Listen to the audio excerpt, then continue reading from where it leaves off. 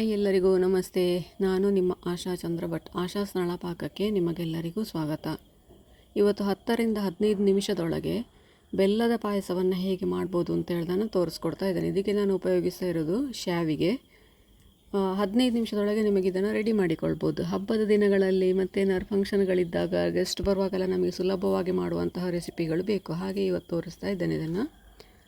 ಮೊದಲಿಗೆ ನಾನೊಂದು ಕುಕ್ಕರ್ ತಗೊಂಡು ಅದಕ್ಕೆ 2 ಟೀ ಸ್ಪೂನಷ್ಟು ತುಪ್ಪ ಹಾಕ್ಕೊಳ್ತಾ ಇದ್ದೇನೆ.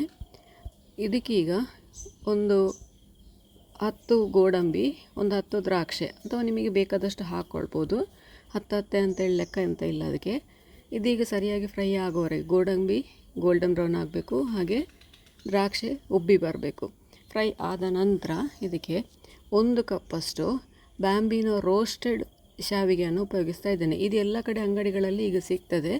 ರೋಸ್ಟೆಡ್ ಶಾವಿಗೆ ಯಾವುದು ಬೇಕಾದರೂ ನೀವು ಉಪಯೋಗಿಸ್ಕೊಳ್ಬೋದು. ಇದನ್ನು ಹುರಿಯುವ ಕೆಲಸ ಇಲ್ಲ ಅಥವಾ ಫ್ರೈ ಮಾಡೋ ಕೆಲಸ ಇಲ್ಲ, ಯಾವುದೇ ಕೆಲಸ ಇಲ್ಲ. ಡೈರೆಕ್ಟ್ ನೀವು ಯಾವುದಕ್ಕೆ ಮಾಡಲಿಕ್ಕೆ ಇದ್ದೀರಿ ಅದಕ್ಕೆ ಹಾಕ್ಕೊಂಡು ಬೇಯಿಸ್ಕೊಂಡ್ರೆ ಆಯಿತು. ನೋಡಿ, ಇದನ್ನು ನಾನು ಉಪಯೋಗಿಸಿರೋದು. ಇದಕ್ಕೀಗ 1 ಕಪ್ ನಾನು ಶಾವಿಗೆ ತಗೊಂಡಿದ್ದೇನೆ. ಇದಕ್ಕೆ 3 ಕಪ್ಪು, ನೀವು ಯಾವ ಕಪ್ಪಲ್ಲಿ ಶಾವಿಗೆ ತಗೊಳ್ತೀರಿ ಆ ಕಪ್ಪಲ್ಲಿ, ಅದೇ ಕಪ್ಪಲ್ಲಿ ಮಿನಿಮಮ್ 3 ಕಪ್ಪಷ್ಟು ಬಿಸಿ ನೀರು ಅಥವಾ ತಣ್ಣಗೆ ನೀರಾದರೂ ತೊಂದರೆ ಇಲ್ಲ. ಬಿಸಿ ನೀರು ಹಾಕಿದರೆ ಬೇಗ ಆಗ್ತದೆ, ತಣ್ಣಗೆ ನೀರಾದರೆ ಮತ್ತೊಂದು 5 ನಿಮಿಷ ನೀವು ಕುದಿಸ್ಕೊಳ್ಬೇಕಾಗ್ತದೆ. ಹಾಕಿ ಇದನ್ನು ಒಮ್ಮೆ ಚೆನ್ನಾಗಿ ಮಿಕ್ಸ್ ಮಾಡಿಕೊಳ್ಬೇಕು, ಇಲ್ಲದಿದ್ದರೆ ಅದು ಗಂಟು ಕಟ್ಟಿಕೊಳ್ತದೆ. ನೀರು ಹಾಕುವಾಗ ಶಾವಿಗೆ ಗಂಟು ಆಗ್ತದೆ. ಹಾಗೆ ಅದನ್ನು 1 ರಿಂದ 2 ನಿಮಿಷ ಚೆನ್ನಾಗಿ ಮಿಕ್ಸ್ ಮಾಡಿಕೊಳ್ಬೇಕು. ಎಲ್ಲ ಗಂಟು ಕಟ್ಟಿರೋ ಶಾವಿಗೆಲ್ಲ ಬಿಟ್ಟುಕೊಳ್ಬೇಕು. ಅಷ್ಟಾಗುವಲ್ಲಿವರೆಗೆ ಮಿನಿಮಮ್ ಒಂದು 2 ರಿಂದ 3 ನಿಮಿಷ ಬಿಸಿ ನೀರು ಹಾಕಿದರೆ ಗಂಟು ಬಿಡಿಸಿ ಅದನ್ನು ಹಾಗೇ 1 ವಿಸಿಲ್ ಕೂಗಿಸ್ಕೊಳ್ಬೋದು. ನೀವು ನಾನು ತಣ್ಣಗೆ ನೀರು ಹಾಕಿದ್ದು ಇವತ್ತು.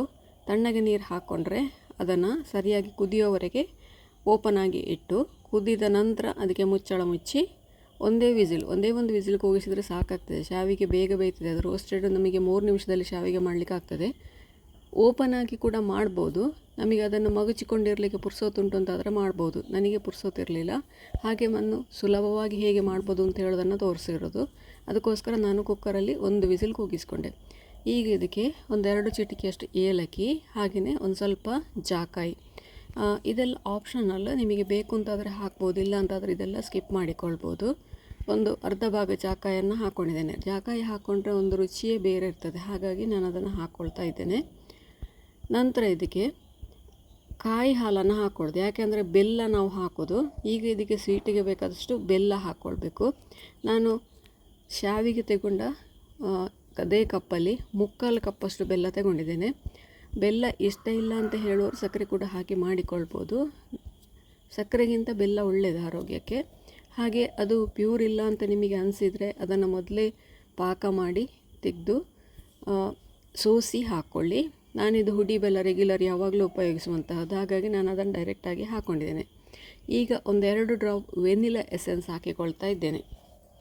ವೆನಿಲಾ ಎಸೆನ್ಸ್ ಹಾಕಿದರೆ ಅದರ ಟೇಸ್ಟೇ ಬೇರೆ. ಹಾಗೆಯೇ ಈಗ 1 ಕಪ್ಪಷ್ಟು, ಅಂದರೆ ದಪ್ಪ ಕಾಯಿ ಹಾಲು ಮಾತ್ರ ನಾನು ಇವತ್ತು ಹಾಕಿಕೊಳ್ತಾ ಇದ್ದೇನೆ.